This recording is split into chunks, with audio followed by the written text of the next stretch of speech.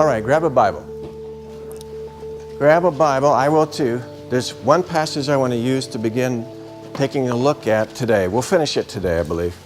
The issue of silence and solitude, a discipline that I would argue that results, among other things, in an unhurried life. This is Luke chapter 5. I believe I've talked about this text before in here. Yet the news about him spread all the more, so that crowds of people came to hear him and to be healed of their sicknesses. So he has a lot to do. Jesus Christ was given by God the Father the most important work in the history of the human race. The most important work.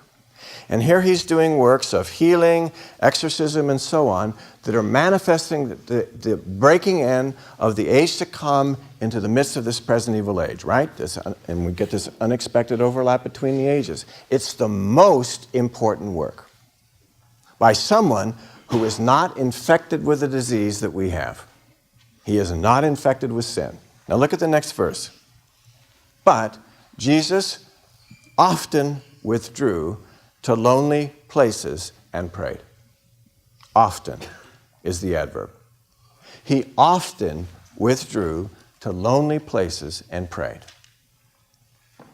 He possessed this internal freedom, an internal freedom to withdraw often into silence and solitude and prayer, I would argue, so that he could do well what his Father was asking him to do. How much more so we in our much more troubled condition. You know, I read a text like this and I ask myself the question, all right, Chris, how in the world then could you possibly think you could live a hectic, frenetic, busy life and follow the pattern of Christ's own life? He was busy, but not in a frenetic, hectic pattern. One of the most important texts, I think, in the New Testament. Now, so we have the issue of silence and solitude and what Ortberg calls an unhurried life. You're busy. I acknowledge it. And you've got finals coming up. And these mean-spirited professors asking you to do so much. I understand. And when you graduate, some of you graduating, guess what? You'll be busy working for some mean-spirited person in a business somewhere or in graduate school back with those professors again. Life will always have that tone, I would think, that there's much to do. It depends on how we do it. There's always much to do. Jesus had much to do. It depends on how we do it.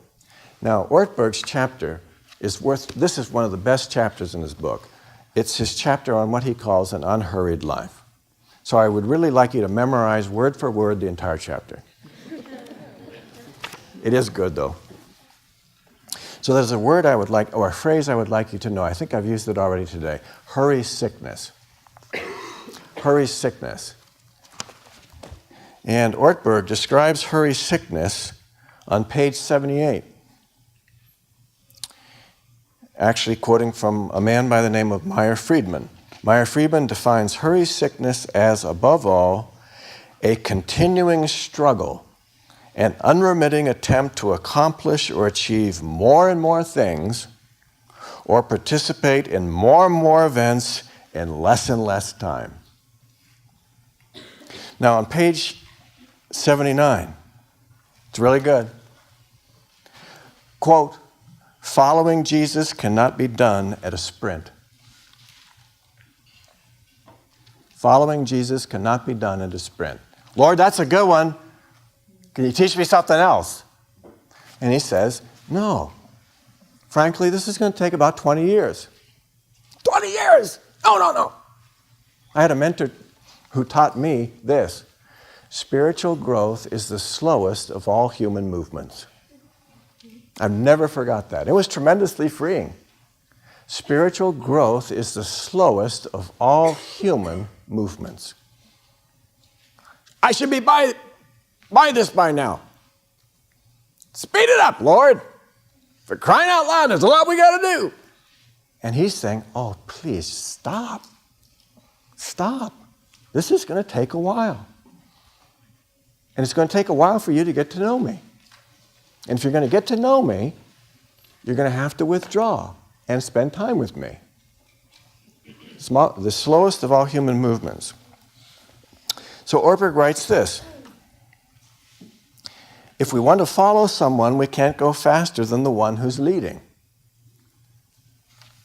So if Jesus lived and lives, even today, I would argue, this kind of wise, paced life, why are we rushing ahead when he's walking slowly?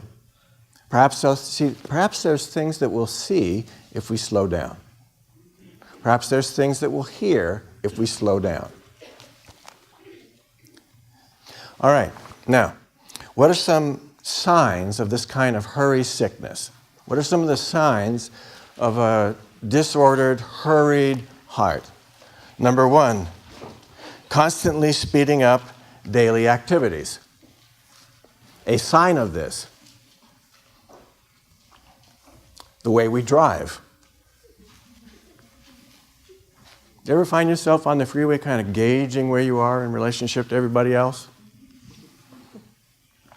Last night I was at the Phillies game and we were leaving the Phillies game, and it was just amazing what was going on in the parking lot as people were trying to get out ahead of other people. Words I saw being exchanged on the edge of physical violence.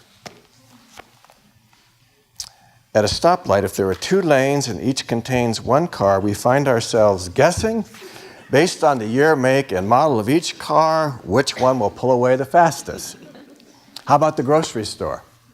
Waiting in line at the grocery store and there's 3 or 4 lines? At the grocery store, if we have a choice between 2 checkout lines, we find ourselves counting how many people are in each line, multiplying this number by the number of items per cart. If we have a really bad case of hurry sickness, then even after we get in line, we keep track of the person who would have been with me in the other line. If we get through and the person who would have been with me is still waiting, we are elated. I won!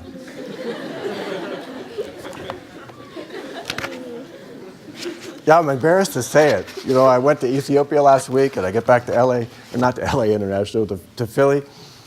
And I'm standing in the passport line and all these long lines. I'm getting, no. And I did it.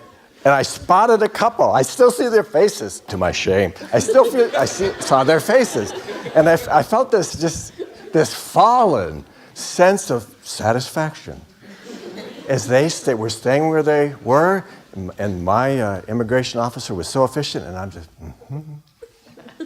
And I glanced back every now and then. I'm winning. It's really fallen. I'm winning. And somehow that sense of satisfaction, so friendly when I walk up to the immigration officer, how you doing? Great job you're doing. And looking back over my shoulder. That's just sick. What does he call this? Constantly speeding up daily activities. How about this one? Multiple tasking. Trying to do more than one thing at a time. This must be something I need to work on. Like in the car, drinking coffee, driving, trying to figure out what I want to listen to on my iPod while glancing down and looking up and trying not to kill a human being. Clutter, number 3, clutter. We're going to talk about simplicity next week, but people suffering from hurry sickness tend to be cluttered, also in terms of what they possess. He says life is cluttered when we're weighed down by the burden of all the things we have failed to say no to. Are we feeling frenetic and exhausted on the edge of being burned out because we haven't said no when we should have? And we haven't said no because we were so deeply concerned about that person's expectations and we wanted to please them. So it's yes, yes, yes, yes, psychiatric distress.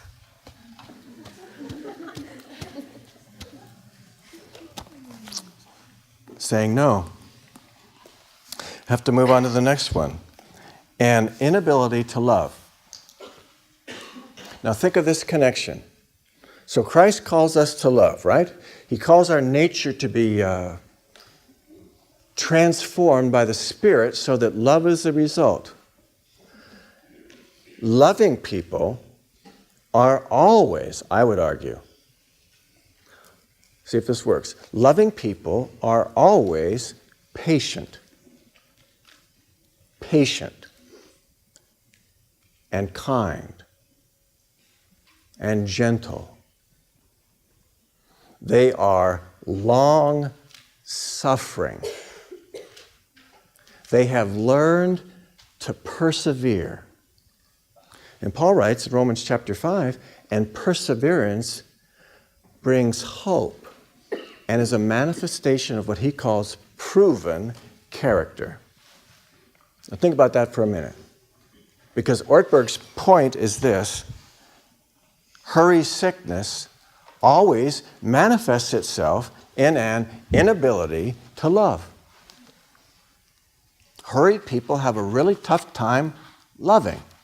How about this one? Next one, sunset fatigue. Sunset fatigue. You know what sunset fatigue is? It would be if I work here at Eastern and get home, say, at 7 o'clock at night, and I am so tired, I snap at my wife. Or I say, I don't want to talk about it now. Give me some room. But I demand the whole evening. Give me some room, and I go into my bedroom and turn on the TV and slowly but surely fade off into that netherworld with that screen blinking at me. Having no time for anyone because by the end of the day, because I've just rushed through the day, I'm exhausted. So how tired are you at the end of the day? And how does it manifest itself in your behavior to those you love most? See, I've actually, I think, learned this because I can accomplish just as much in a given day by leading a paced life as a frenetic life by the time the day's over. But I find that when I get home and I'm with those that are closest to me, I'm much more patient if I've paced myself through the day, like Christ would. And then he always had something to offer someone. Sunset fatigue. Now, here, asterisk. This is why we practice silence and solitude. This is the heart of the matter. Page 84. What makes solitude so important? Solitude is the one place where we can gain freedom from the forces of society that will otherwise relentlessly mold us. And he comments, the truth is that the dangers to which we're most vulnerable are generally not the sudden, dramatic, obvious ones. They are the ones that creep up on us. They are so much a part of our environment that we don't even notice them. We are born into a lethal environment. An environment that will kill us spiritually unless we wake up to the danger of living in that environment. I mean, how has our environment as North Americans molded us and shaped us so that we are blind to certain very important things? Or we behave in behavior A or behavior B or behavior C, and we really haven't even thought about it. And yet if Christ said, we're going to spend the afternoon together, we'd start thinking about it. That's why silence and solitude is so important, because it takes us out of that environment. So we practice silence and solitude on a regular basis to be able to tell who we are, what's molded and shaped us, and what Christ is calling us to be.